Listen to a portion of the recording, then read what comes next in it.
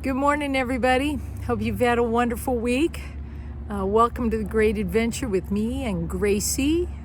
We're out for our morning walk, and it's starting to get really hot here in Arizona. It's going to hit the hundreds this week.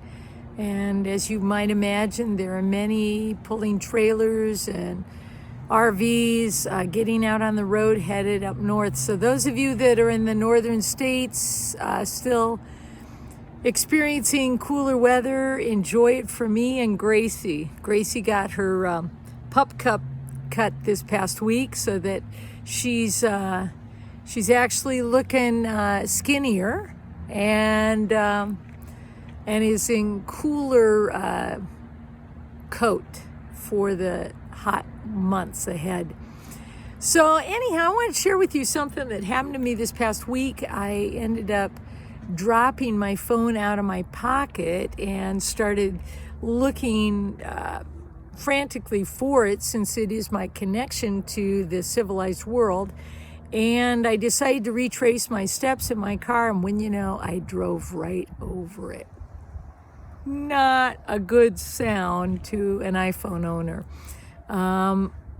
Fortunately, I have a case that protected it fairly well, and I was still able to make phone calls.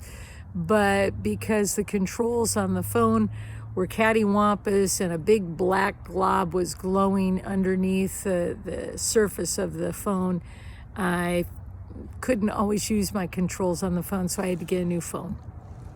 So I was excited when I got my new iPhone, and expensive venture though, not something you want to have to do.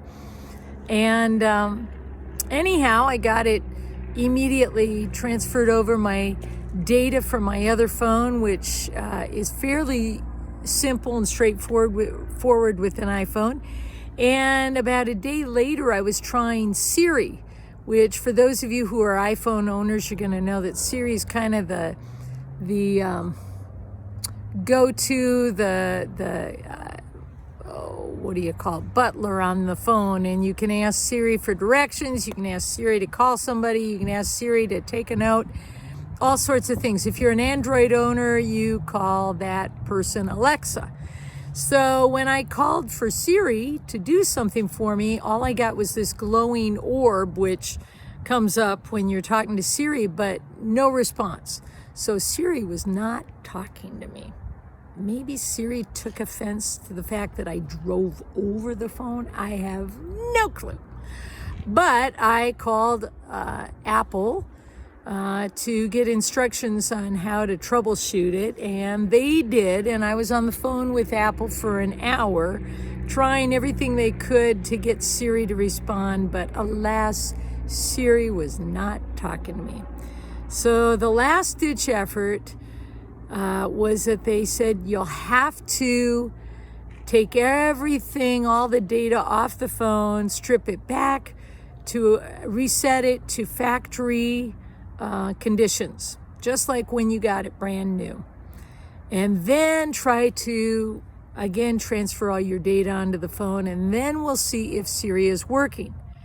Not a fun thing to do, because it takes quite a while and effort. So needless to say, I was not happy about that, and I spent several hours stripping it of all the data that had been put on, including my videos and photos and contacts and all of that, and all of the handy little apps that I had put on my phone that make life easier, like finding good places to go for my gas for my car, or campgrounds to stay at, directions, all my vital contacts, all of the videos I've made for all of you. Took several hours. After several hours, then it was back to factory condition again. Nothing was on it that identified it as my phone. I had to start all over again. Go to point one and start reloading things that were vital to me on the phone. After several hours of doing this, finally, I was reconnected to Siri. Now, why do I share that with all of you, my painful moment? Well, for this reason. God reminded me this morning that this is like a lot of us, me included. We can easily get off track with Him. We can start adding all the things into our lives that make life simpler and we think will make life better. And yet in Psalm 23, David writes, He restores my soul. Not unlike restoring my phone, my iPhone. Sometimes we have to go back to point A, the first step, and take baby steps again to restore our connection with God. Sometimes we have to be stripped down back to the basics, where the only thing that we're connected to is our Master, is God. And then, at His prodding, we start to add the things that will make our lives more enriched and leave the other things by the wayside. I don't know if that's you today. You might be going back to step one.